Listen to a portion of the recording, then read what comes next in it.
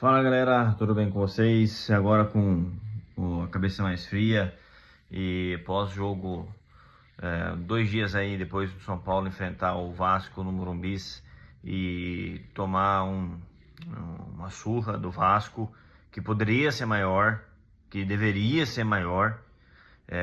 O gol do Rian foi tipo assim, não foi o gol para diminuir o vexame não deixou de existir. Foi um gol tipo assim, ó galera, e eu tô fora desse vexame aqui. E eu não tenho nada a ver com isso. Eu e os outros garotos que entraram em campo, o Lucas Ferreira e o Luca, nós não temos nada a ver com esse vexame. Nós estamos ilesos nessa pouca vergonha que aconteceu. Então, o gol do Rian foi exatamente só para isso. Não foi para diminuir o saldo, não foi para diminuir o vexame. Porque, aliás, o gol foi aos 49 do segundo tempo, aos 48 do segundo tempo, enfim. O São Paulo tomou um totó do Vasco em pleno Morumbis, sem nenhum sinal de reação. Foi, eu acho que, cara, pior do que esse, talvez ele dispute com o São Paulo tomar de 5-1 do Internacional em casa. Tomou 4-1 do Vasco em São Januário ano passado, mas foi um jogo que o São Paulo largou o jogo. Foi a atitude dos jogadores. Não foi nada a ver com questão técnica, tática. Não, foi postura. Aquilo que aconteceu ano passado em São Januário foi uma. O São Paulo abandonou o jogo. Tanto que saiu, o jogo, saiu ganhando por 1-0. Mas aquilo que aconteceu ontem está beirando aí o que aconteceu em 2020 com o São Paulo tomando 5-1 do Inter e o São Paulo comandado pelo Diniz. Olha só que coincidência, né? Que ironia do destino. O Diniz protagonizou um dos maiores vexames da história do São Paulo, se não a maior vergonha da história do São Paulo dentro do seu próprio estádio. E ontem ele causou diretamente contra o São Paulo um dos maiores vexames do São Paulo jogando no Morumbis. Eu falei assim, nossa, mas o São Paulo já tomou derrotas piores, 3-0 para o Cruzeiro em 2013, 3-0 para o Goiás em 2012, se não me falha a memória, 2012, 2010, 3-0 para o Atlético Goianiense em 2009. Realmente teve umas derrotas bem doloridas e feias ao longo da história do São Paulo Morumbis. Faz parte para qualquer time, inclusive time grande no Brasil. Mas ontem foi um negócio, vamos dizer assim, constrangedor. Porque se o Vasco quisesse apertar mais o pé, fazia mais.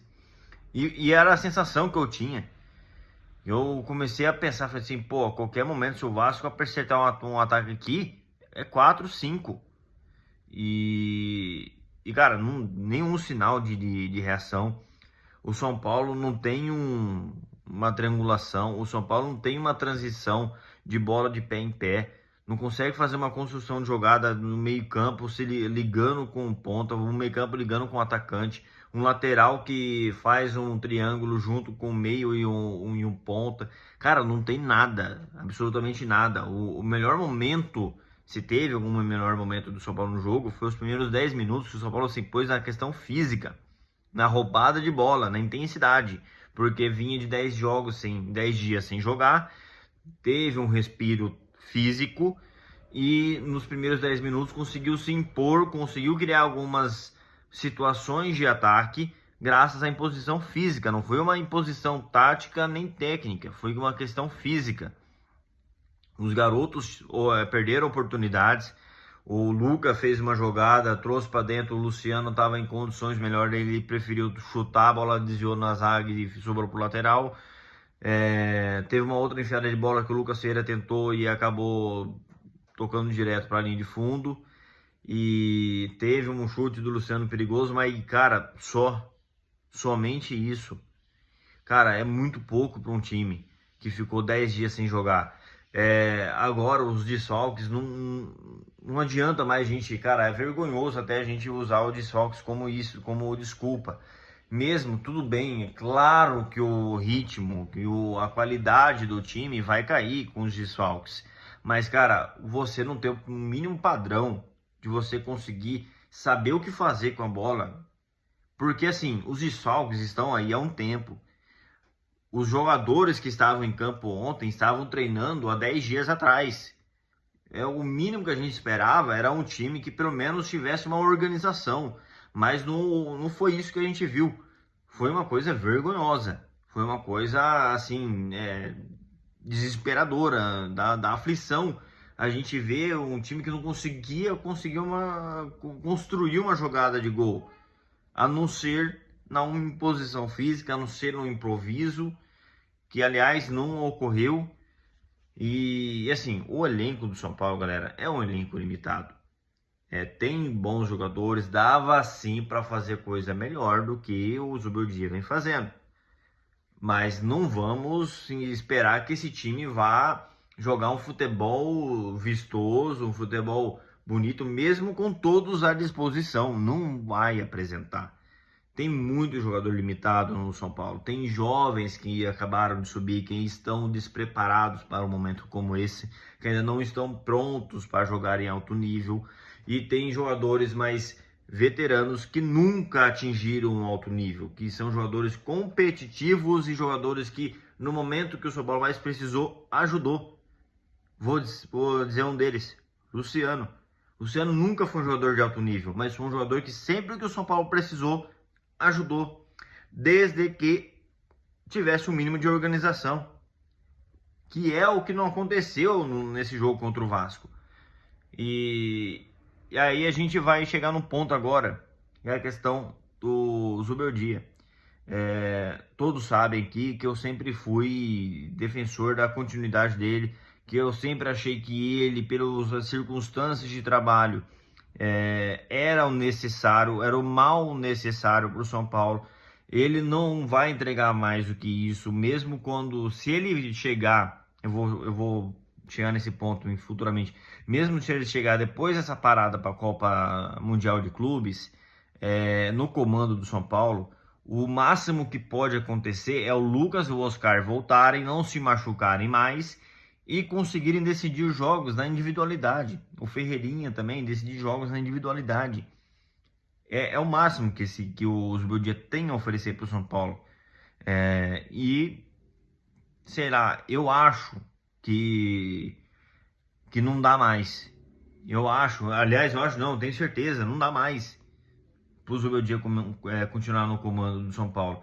Mesmo com todos os argumentos que eu utilizei nos últimos vídeos, nos últimos meses, nas últimas semanas, de que ele seria o mal necessário. É um cara que abraçou o projeto de reconstrução financeira do São Paulo, que abraçou o projeto, não, vamos sobreviver esse ano, mas não está sobrevivendo.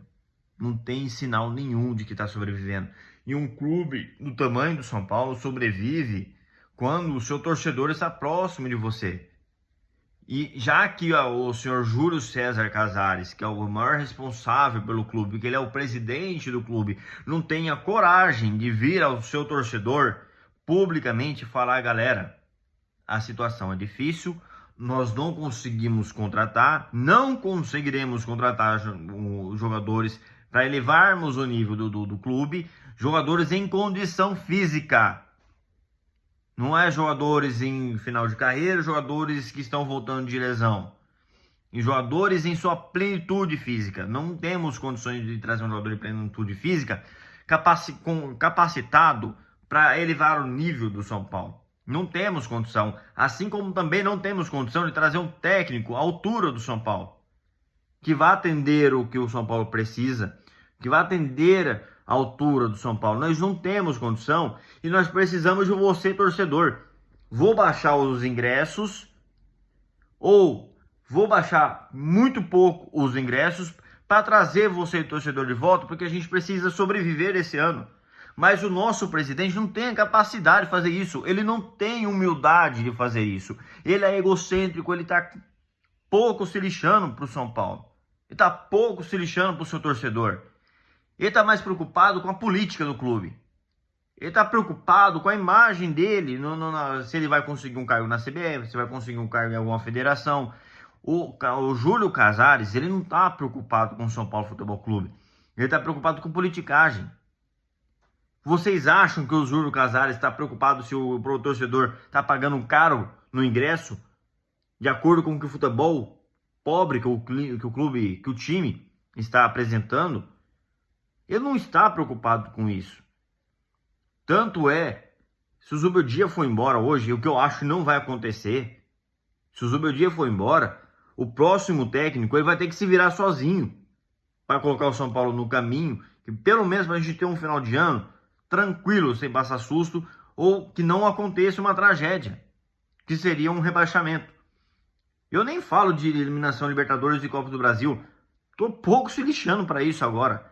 A minha preocupação é não acontecer uma tragédia no final do ano. É só essa a nossa preocupação, e deve ser a preocupação de todo mundo nesse momento, porque é o que está indicando.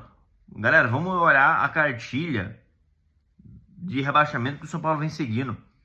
O clube com problemas, com crise política interna, e não fala isso porque eles acham que tá tudo bem. O clube sem dinheiro, o clube tá quebrado, o clube não consegue pagar parcela de jogador, o clube não consegue contratar técnico, não tem ideia. Vocês acham que o São Paulo tem convicção no trabalho do Zubeldia? Cara, tem que ser muito inocente para acreditar nisso. O São Paulo não demitiu o Zubeldia ainda porque não tem ideia de quem trazer. Não tem mais um salvador, aquele cara que o torcedor vai olhar e falar assim, pô, é ele tá de volta, ou então ele vai ser o nosso salvador. Não tem o Dorival livre no mercado, não tem o Rogério Ceni livre no mercado, não tem um nome que o torcedor de São Paulo vai se sentir seguro, não tem um nome que vai servir de escudo para esse bando de político, que nem alguns deles nem são paulinos natos são, que não estão se importando com a situação do clube. Não tem um nome de técnico que vai dar segurança, que vai blindar esse time diante da sua torcida e diante de tantos problemas políticos dentro do clube. Por isso que eles não mandaram o Zubeldia embora ainda. Porque, e assim, enquanto o problema for o Zubeldia, porque o Zubeldia toma cartão, porque o Zubeldia é um terrorista do futebol, que o time não joga merda nenhuma. Enquanto a discussão do torcedor for sobre o treinador, o Casares está tranquilo. Vocês acham que o Casares está preocupado com isso? Pergunto de novo. O Casares não está preocupado com isso. O Casares está preocupado se o torcedor tá enchendo o saco dele. O Baby, o presidente da Independente, ele falou que o Casares ele tem que demitir o Zubeldia. Mas não vai demitir. Pelo menos não agora. Eu vou ficar bem surpreso se o Casares demitir o Zubeldia dentro desses 10 dias antes de o time voltar a treinar. E eu acho bem difícil que ele vai fazer isso, porque não tem coragem. O Casares nunca foi capacitado para tomar decisões difíceis, para tomar decisões de contratação difícil, porque agora é uma contratação difícil. Vocês acham que é fácil trazer um treinador para substituir o Zubeldia? Ah, mas qualquer um serve. Galera, não é assim que eles pensam, não. Vocês podem ficar bem tranquilos em relação a isso. Não é assim que eles pensam. Vocês acham que se ele trouxer, por exemplo, uma aposta, um cara jovem, em 5 jogos, se tiver 2 empates, 2 derrotas e 1 vitória, vocês acham que a torcida vai para cima de quem? Da diretoria. Não vai ser para cima do técnico, não. Principalmente se for um técnico jovem, um técnico, uma aposta, um técnico que não tem o tamanho de um Dorival, que não tem o tamanho de um Rogério, que não tem o tamanho de um Crespo, por exemplo, que já passou pelo São Paulo. Eles não têm essa coragem, porque é o nome deles que está em risco. E a última coisa que o Casares quer é torcedor no pé dele. Enquanto o torcedor estiver focado no treinador, o Casares está tranquilo. Por que está tranquilo? Por que está tranquilo? Porque ele não está importando com o que o São Paulo vai acontecer, o que vai acontecer com o São Paulo nesse ano. Ele não está se importando com isso. Ele só está se importando se ele vai conseguir colocar um sucessor dele, para ele continuar mandando no São Paulo, para o grupo dele continuar tendo poder dentro do São Paulo. E eu desconfio, inclusive, que ele esteja tirando o pé de algumas decisões, que ele não esteja preocupado com o possível rebaixamento, já que um rebaixamento do São Paulo diminuiria o valor do clube, facilitando uma possível SAF. E lembremos de uma entrevista que ele deu, que se ele fosse fazer uma SAF no São Paulo, ele gostaria de fazer uma SAF dele, ele tendo o comando. E como sabemos que o conselho é tomado por pessoas que são influenciadas por ele, vocês acham que esse conselho deliberativo aprovaria uma SAF séria e que tiraria esse pessoal do poder? Óbvio que não.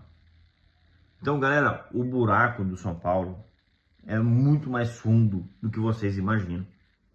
Cara, o problema é muito mais profundo do que vocês imaginam. Cara, a demissão do Zubeldia, cara, é como se fosse uma pena, um fio de cabelo no meio de uma cabeleira toda, de um Black Power. É como se fosse um grãozinho de arroz no meio de uma plantação de arroz. Cara, a demissão do Zubeldia, o Zubeldia em si, é um problema tão pequeno perto do que tá o São Paulo, porque eu já falei em alguns outros vídeos aqui. Vem outro técnico, vamos supor, vai lá e o Casares realmente foi lá e tomou coragem, viu que o negócio está insustentável, porque o torcedor se distanciou do clube e isso é perigosíssimo.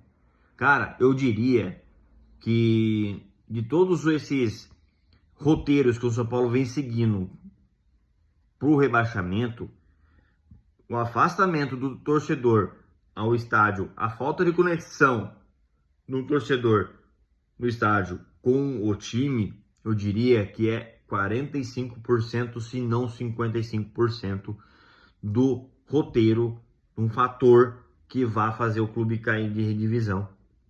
Cara, o torcedor de São Paulo, assim como o torcedor do Corinthians, entre os grandes de São Paulo, o torcedor de São Paulo é o torcedor que conduz o time. Tanto que o lema faz sentido. Torcida que conduz. Se essa torcida não conduz o time, cara, a gente já viu o risco que acontece. A torcida do Corinthians também. Se é uma torcida que não conduz o time, cai. O Palmeiras já é diferente. É o time que conduz o torcedor. E olha lá ainda. Às vezes nem o time consegue conduzir o torcedor do Palmeiras, mas o torcedor do Palmeiras nunca conduziu o seu time. Foi o time que sempre conduziu o seu torcedor. O São Paulo Corinthians é diferente. É o torcedor que conduz o time. E claro, há também uma troca ali, dependendo do momento, o time também consegue andar junto com o seu torcedor. Mas o torcedor de São Paulo, o torcedor do Corinthians no estado de São Paulo, são as duas únicas torcidas que conseguem, mesmo nas piores dificuldades de seus times, conduzir, salvar os seus times. E o São Paulo não caiu até hoje graças ao torcedor. Porque 2013, 2017 e até 2021, o torcedor de São Paulo salvou. O torcedor do Corinthians em 2017, um pouquinho que abandonou o time, aconteceu aquilo, foi inevitável.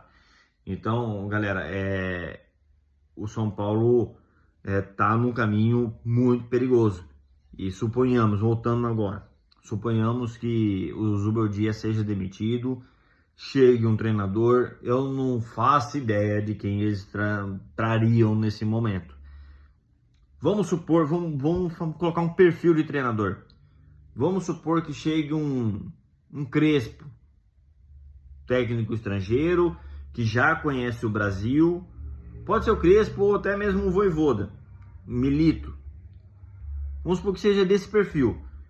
Um gringo que já conhece o futebol brasileiro e que o torcedor vai gerar certa simpatia por aquilo que ele fez em algum momento. Por exemplo, o Milito por ter chegado numa final de Libertadores com o Galo. O Crespo por ter ganhado o Paulistão com o São Paulo. Por ter falado algumas frases que ficaram marcadas. Inclusive algumas ficaram marcadas no vestiário. E o Vojvoda pelo bom trabalho que fez no Fortaleza. Vamos supor que seja esse perfil. Se esse cara tem uma sequência negativa que todo técnico do mundo vai ter num clube, num campeonato tão equilibrado como é o futebol brasileiro, como que é o futebol sul-americano, que tem uma sequência, 2 vitórias, 2 derrotas, 1 empate, por exemplo. Cara, se o torcedor, se ele, no meio dessas derrotas, tem alguma derrota que foi por decisão dele,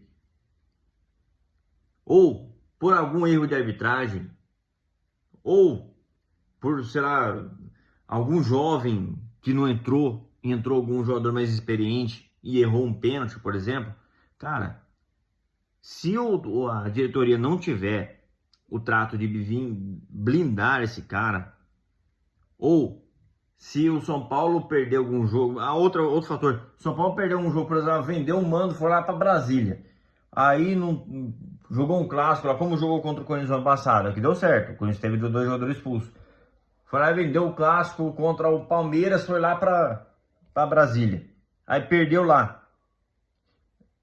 Isso é responsabilidade da diretoria. Aí perdeu por conta de um erro de arbitragem. Isso é responsabilidade da diretoria.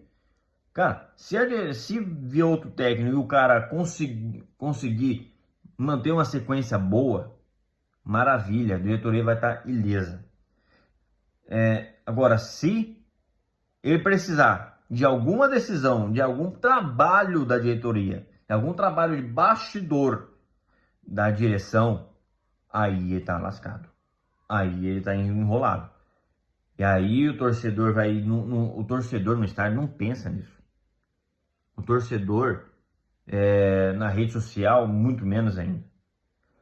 E aí vai queimar mais um treinador por conta do péssimo trabalho que a diretoria do São Paulo faz. Então, o treinador do São Paulo ele tem que fazer milagre. O cara tem que ser muito bom, o cara tem que trabalhar sozinho, o cara tem que se virar sozinho, o cara tem que dar cara a tapa sozinho, o cara tem que trabalhar até nos bastidores sozinho, que era o que o Rogério fazia. Por que vocês acham que o Rogério foi demitido? Não é por causa de treta com o Marcos Paulo e Luan, não. O Rogério foi demitido, aquilo lá foi só uma desculpinha.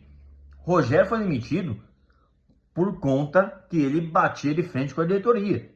Ele culpava a diretoria pelo péssimo trabalho de bastidor que fazia. Isso estava incomodando a cúpula do São Paulo, da diretoria.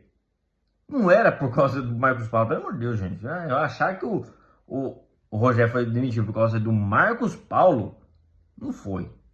Foi porque o Rogério, toda a coletiva, e muita gente falava que isso era um defeito dele, que era que ele terceirizava a culpa, ele nunca assumia a culpa. Mas na verdade ele estava certo. Porque a diretoria de São Paulo não trabalha certo. Ela não dá condições de trabalho. Porque ela não está pouco ligando pro clube. Ela não tá nem aí pro time. Ela está preocupada com politicagem. Alguém já viu a diretoria de São Paulo brigar realmente por algo bom que beneficie o São Paulo? E não é benefício em questão injusta, não. É benefício para uma questão justa. Para que o time não seja prejudicado. Para que o time jogue sempre no seu estádio. Para que o time, se não conseguir jogar no seu estádio, para que o time consiga mudar datas para poder jogar no seu estádio. Para poder ter público. Para poder não ser prejudicado por arbitragem. Para poder, na dúvida, não ser prejudicado. Para ter os melhores horários de jogos. Para não jogar na segunda-feira à noite e jogar no sábado à tarde. Ou no sábado à noite. Ou no domingo à tarde. É isso que a diretoria tem, é o trabalho da diretoria perante ao time. É a diretoria brigar para que um jogador não seja punido por 2 jogos, sendo que ele não fez nada para ser punido por 2 jogos. Que o seu treinador não seja punido, como acontece bastante com o Zubeldia, para que o seu treinador não seja punido por aquilo que outros técnicos fizeram igualmente e não foram punidos igualmente. O Zubeldia foi punido porque ele bateu palminha. pro árbitro que tá fazendo cagada no jogo. E ele tomou 2 jogos de suspensão. Qual outro técnico foi suspenso por 2 jogos de suspensão por ironizar um erro de arbitragem? Claro que o árbitro cometeu. Nenhum. Se eu estiver errando, alguém me fala. Nem isso essa diretoria de São Paulo faz. Tudo bem que o Zubeldia muitas vezes ele exagerou. A maioria das vezes ele exagerou. Ele tem esse comportamento. Mas aí até nisso é um trabalho da direção.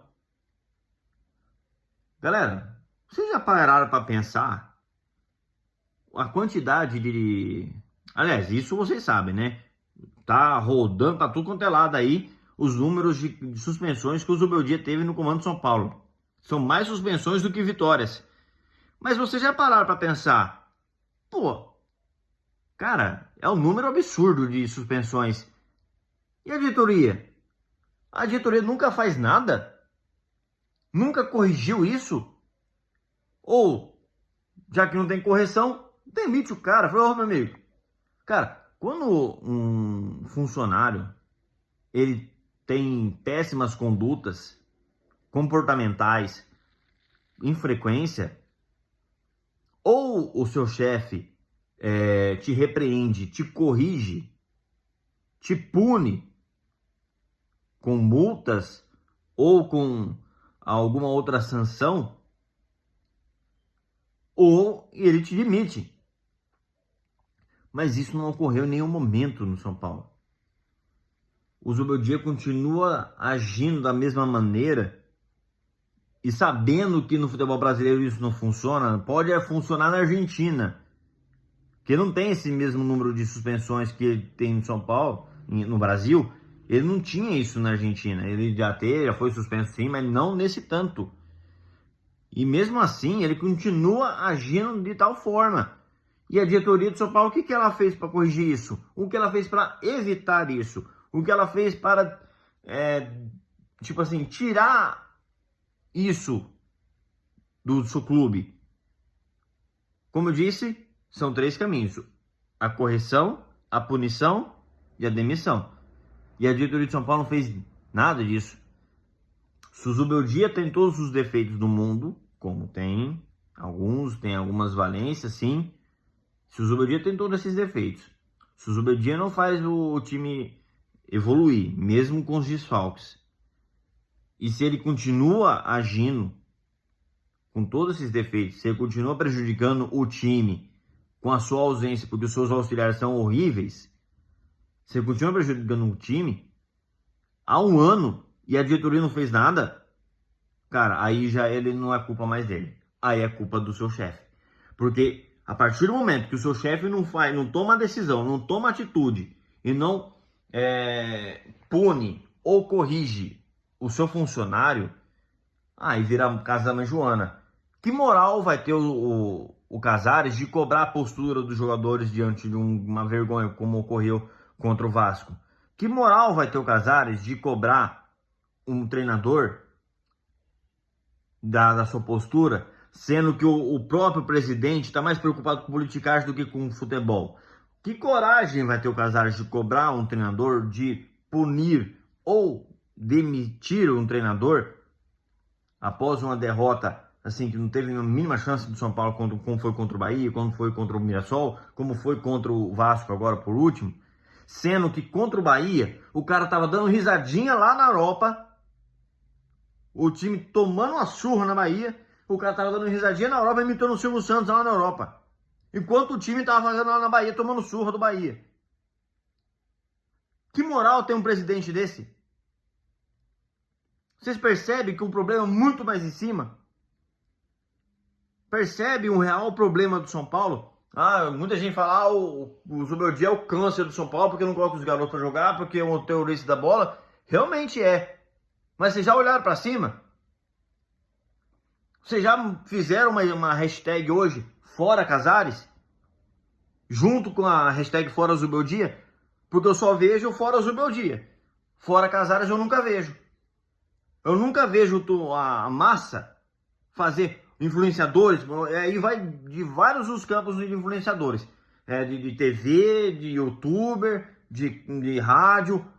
Já vi vários influenciadores de rádio desses veículos de imprensa fazer campanha contra o treinador. Mas eu nunca vi esses caras que têm influência na torcida fazer uma campanha contra o presidente. Pressionar o presidente, que é o responsável pelo treinador. Quem trouxe o treinador? Presidente. Quem não demitiu o treinador? O presidente. E cadê a influência contra esse cara? Não tem. Então, é revoltante, é desesperadora a situação de São Paulo. Como eu falo, é um vídeo longo sim, mas é um desabafo, é um alerta para o torcedor de São Paulo. Demitir o Zubeldia não vai resolver os problemas do São Paulo, não vai fazer o São Paulo brigar por Libertadores, por Brasileirão, por Copa do Brasil, e não vai fazer o São Paulo também ganhar o Campeonato Paulista no ano que vem com a garotada, não vai fazer o São Paulo ganhar o Campeonato Paulista com sobra, porque todo ano, entra ano e sai ano, é o mesmo roteiro. O que mudou em 2023 foi que chegou o Lucas, que é um ídolo, chegou o torcedor, começou a acreditar, o elenco se superou nas dificuldades, superou adversários melhores do que tinha, e com o apoio do torcedor, com o ambiente criado pelo torcedor, o São Paulo conseguiu o título de Copa do Brasil. E eu nem falo do Paulistão de 2021 não, porque aquilo lá, o Palmeiras, o Corinthians e o Santos estavam de férias. E o São Paulo sacrificou suas férias para ganhar o Campeonato Paulista. Aí depois a gente viu o que aconteceu. Os três bem lá em cima e o São Paulo sofrendo para não cair. Aí veio a Supercopa. Cara, me desculpa. Eu sei, é um clássico. Vale a zoeira. Vale a comemoração de ganhar uma Supercopa em cima do Palmeiras. Mas, cara, qual foi o mérito da diretoria naquilo? O São Paulo ganhou um título empatando, jogo único, tomando sufoco e nos pênaltis. Não tem mérito nenhum, nem do Carpini e nem da diretoria. Aquilo ali foi um jogo atípico, um jogo decisivo, que o São Paulo tomou um sufoco. E se tem um cara que tem mérito naquela vitória, é o sistema defensivo, mas o Rafael em especial, que pegou 2 penalidades. Só. Porque de resto, qual outro mérito que essa diretoria tem? O São Paulo vem fazendo campeonatos brasileiros porcos há muito tempo. Há muito tempo o São Paulo faz campeonato brasileiro medíocre. O ano passado foi uma exceção. O São Paulo ficou o ano inteiro lá em cima. Mérito do Zubeldia e dos jogadores. Nada mérito da diretoria. Chegou em final de Sul-Americana, sim, eliminando Atlético Goianiense, e Ceará. Grande mérito. Tomou uma surra do Del Valle na Sul-Americana. Isso tá bom para vocês? Então, repito, olhem para cima. A demissão do Zubeldia não é o suficiente. Não vai fazer o São Paulo voltar. E se vocês querem realmente a demissão do Zubeldia, cobrem o responsável por ele, que é a diretoria.